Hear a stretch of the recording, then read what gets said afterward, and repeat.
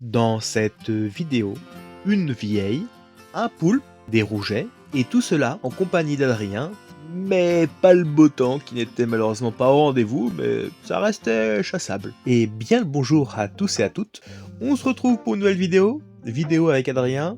Pas un temps parfait, bien au contraire, donc ça a pas mal bougé. L'eau est assez sale, donc là aussi je vais devoir modifier pas mal les images pour vous proposer quelque chose de pas trop mal. Vous me direz comme d'habitude dans les commentaires ce que vous en avez pensé.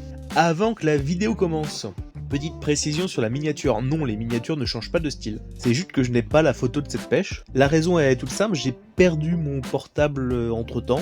Et c'est l'une des 3-4 chasses où je n'ai pas malheureusement de photo. Il y avait la chasse du Saint-Pierre aussi, où malheureusement, là pareil, je n'avais pas de photo pour ça. Donc voilà, c'est juste parce que j'avais perdu mon portable. D'ailleurs, petite parenthèse, mais une histoire de fou, hein. Un jour je vous le raconterai sur la chaîne, parce que je l'ai perdu, c'est de ma faute. Franchement, c'est ma faute, c'est une bourde, pas de problème. Par contre, le gars qui me l'a récupéré m'a illuminé. C'était quelque chose, vraiment, toute une histoire ce portable. Je vous en parlerai parce que j'ai perdu pas mal de photos de pêche, un truc un peu bête. Je l'avais pas encore tout stocké, bon, j'en ai récupéré aussi énormément. Bon, allez, soyons plus sérieux, on part sur la vidéo. Alors une eau très sale en surface, un peu moins quand on plonge. Alors là je commence par du atrou. Je vais essayer de remodifier un peu plus l'image, mais je ne crois pas qu'on soit en capacité de voir la sèche. Parce que oui, c'est bien toute une sèche qui est en dessous.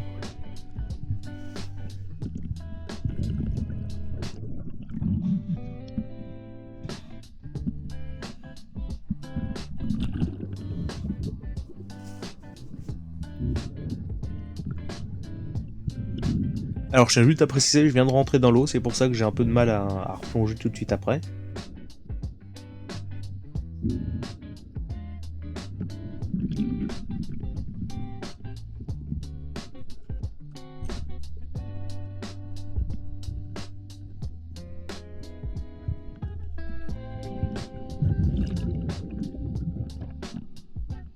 Par contre, petite boulette, j'ai pas mon couteau ce jour-là. Là on le voit, je vais pour le prendre et je me rends compte tout de suite que je ne l'ai pas. Je l'avais juste oublié. Du coup, dans ce cas-là, il n'y a qu'une seule solution. On y va avec la flèche, ça marche aussi. On laisse pas le poisson souffrir pour rien.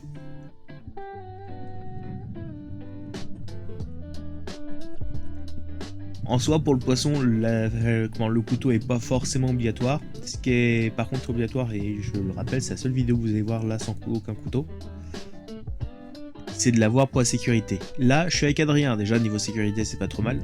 Je connais le spot, je sais qu'il n'y a pas eu de coup de vent, il n'y a pas de raison pourquoi il y aurait un filet qui soit arrivé sur le spot. Dans la théorie, je risque pas grand chose. Mais ayez un couteau sur vous, c'est le plus important en chasse sous-marine. Et oui, c'est une erreur de ma part.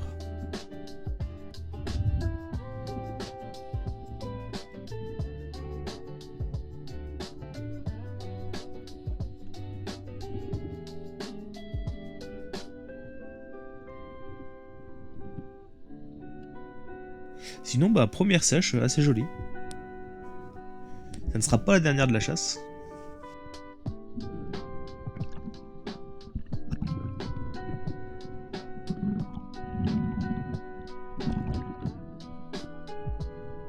Et là, on voit quelques rougets.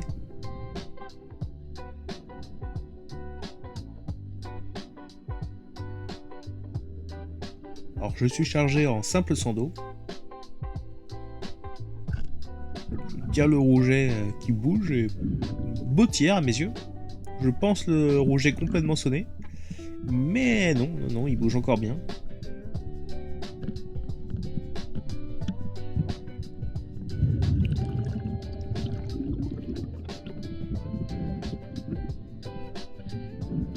Il y avait deux possibilités, soit je retournais chercher l'harpon et je revenais, soit je tentais encore de le choper avec le risque de le laisser partir ou quoi.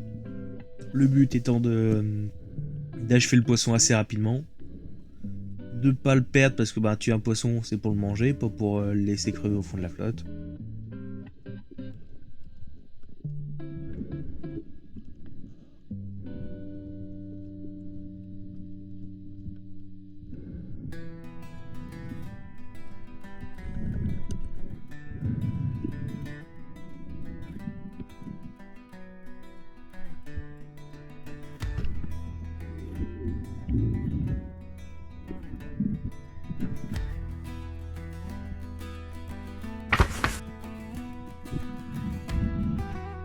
Bon, le tir est assez catastrophique quand même. Le poisson fait largement la maille. Et bah pas de couteau, c'est pas très grave, c'est un rouget, c'est petit, c'est fin.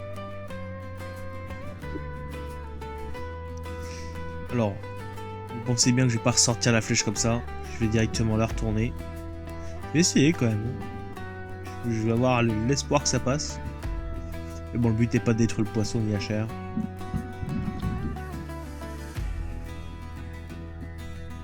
Je vous le laisse parce que c'est rare que je monte, mais mes têtes de flèches sont toutes démontables. Donc, très pratique dans ce genre de situation, vous voyez.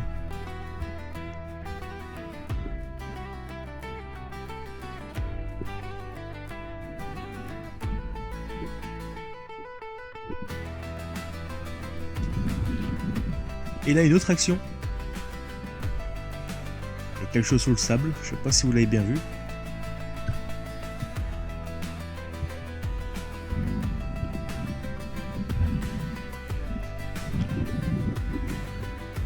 J'ai l'impression que l'eau est froide ce jour-là. Vraiment assez compliqué. Et là, vraiment une très très belle sèche, encore une fois.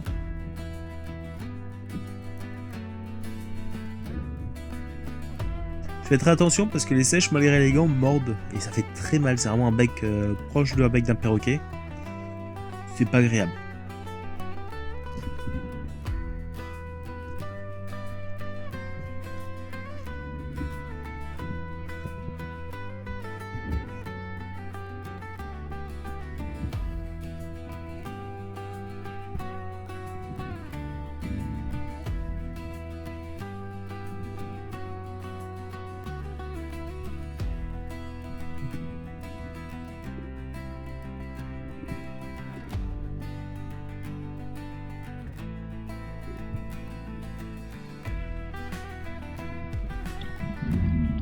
Le bois est juste à côté.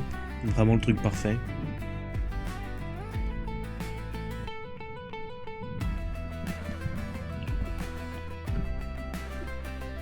Et vraiment une belle sèche, franchement.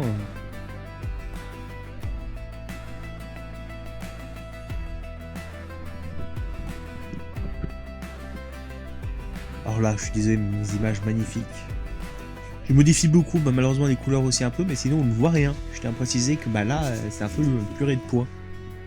Et c'est assez compliqué de voir, on voit légèrement des ombres à gauche et à droite.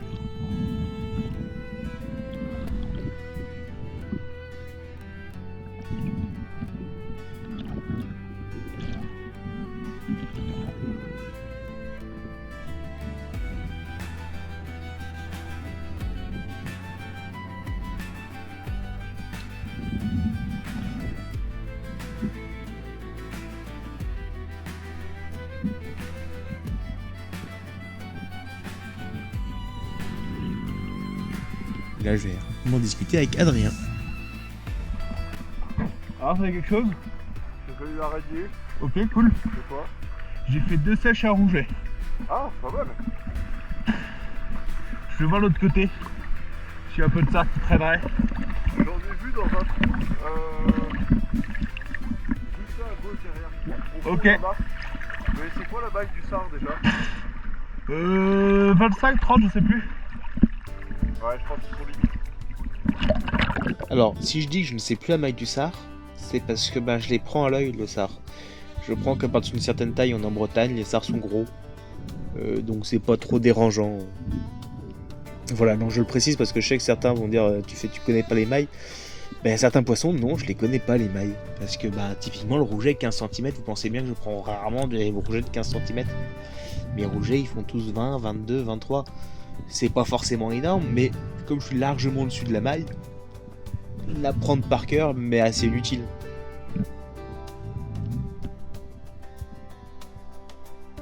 Les poulpes, pareil, 750 grammes la maille. J'ai pas un poulpe qui fait moins d'un kilo non vidé, alors même vidé en fait je suis jamais à 750 grammes.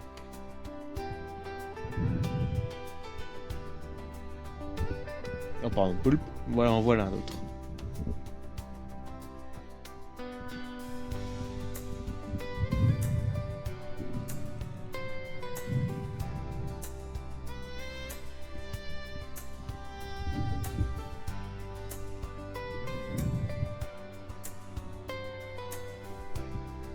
Alors quand je les tire, évidemment, je les tue dans l'eau.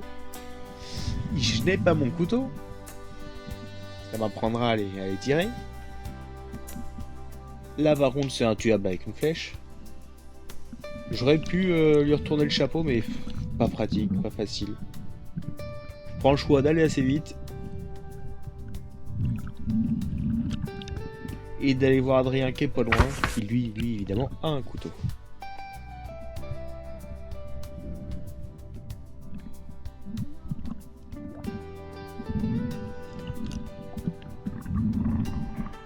Un petit coup de couteau, s'il te plaît.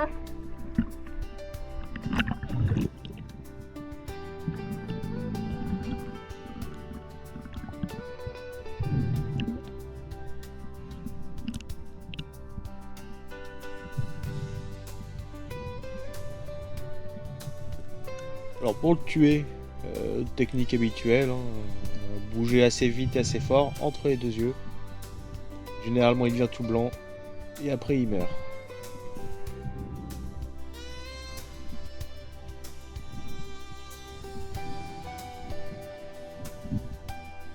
C'est pour ça que j'ai arrêté, c'est compliqué de tuer les Plutsours, je trouve personnellement. Je trouve que ça met du temps, je suis désolé, mais ouais, plusieurs coups de couteau alors que sur terre c'est un couteau bien placé. Il meurt tout de suite. Et la viande est forcément plus tendre. Un animal bien tué et rapidement tué donnera une meilleure viande.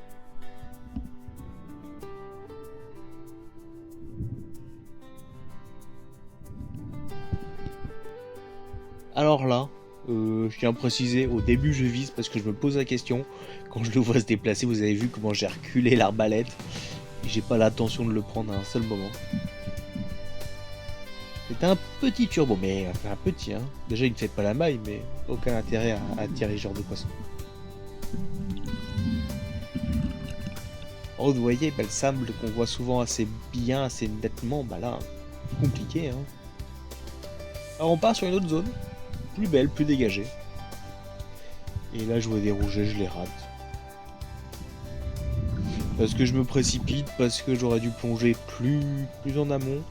On va aller les chercher. Que voulez-vous que je vous dise? Là, il y a un autre rouget.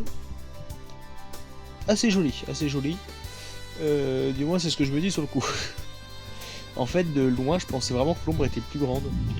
Et puis quand je m'approche de lui, il fait la maille. J'en ai déjà un.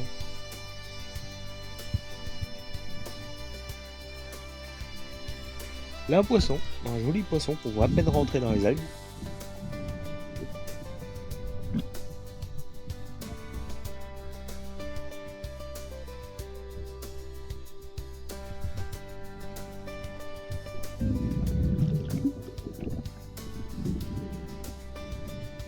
Alors quand Adrien est là, je le précise, on chasse aussi pour lui. Il habite pas en bord de mer. C'est une chance que j'ai, hein, je m'en vante pas, qu'on soit bien d'accord, c'est vraiment une chance que j'ai de pouvoir aller chasser très régulièrement. Donc on en profite et oui, il y a de la congélation, mais c'est minime. On congèle pas pour 3 ans, hein, c'est de la congélation qui va lui durer 1 mois. Franchement, c'est pas énorme. Donc oui, quand il est là, c'est vrai qu'on fait pas moins attention à ce qu'on tire. On fait toujours autant attention, mais on cherche toujours à que ce soit logique. On va pas tirer des poissons qui sont trop petits, on va tirer des poissons qui vont manger. Alors par ils vont, je parle de sa famille évidemment. Chasser pour soi, c'est aussi chasser pour les siens, hein. Qu'on soit bien d'accord. Et c'est aussi chasser pour le voisin. Au bout d'un moment, faut tous se mettre d'accord sur un principe. On est des êtres humains. Outre le fait que la bouffe coûte cher, ça fait toujours plaisir d'offrir un poisson. Et ça fait aussi plaisir d'en recevoir un. Alors là, vous voyez des petits sards. Je vais revenir sur ce que je disais, mais franchement, consommation personnelle, je suis d'accord. Parce que faut pas que les gens abusent, il faut pas que les gens revendent. Maintenant, si vous prenez un poisson de temps en temps pour le voisin, pour le cousin, pour l'ami, vous n'êtes pas un chalutier, hein, vous détruisez pas le fond en faisant ça. Faut essayer aussi d'être un peu cohérent dans les propos. Et là, quelques rougets. Je tire, le tir est parfait, c'est la tête qui prend. C'est quand même incroyable, je fais des mauvais tirs sur des gros poissons proches. tire dans pleine tête sur des petits poissons loin. Ça c'est tout moi. Là on voit bien le tir du dessus, nickel. Je tiens à préciser que le poisson a évidemment été achevé même si on le voit bouger.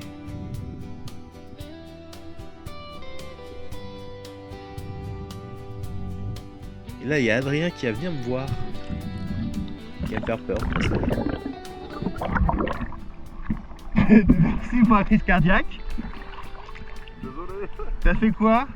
Rien du tout.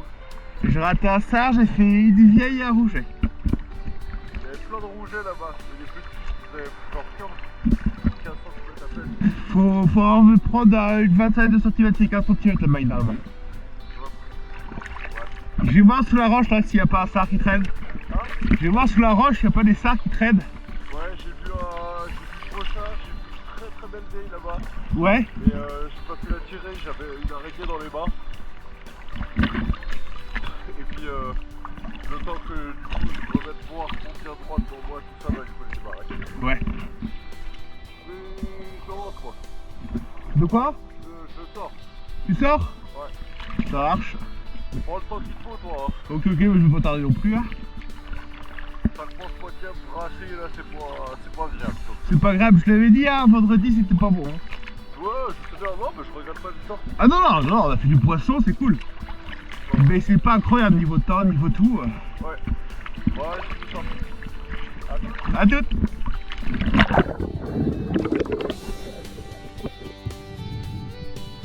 Bon, j'espère que cette vidéo vous a plu. Oui, c'était vraiment le dernier moment. En fait, je vais le suivre. Je vais vite fait vérifier un peu dans l'eau si je vois pas un sard ou deux dans les roches. Mais voilà. J'espère que la vidéo vous a plu. Je vous dis merci de l'avoir regardé. Sincèrement, ça fait toujours très plaisir. Je vous dis aussi à la semaine prochaine. Portez-vous bien. A plus tout le monde. Bye bye.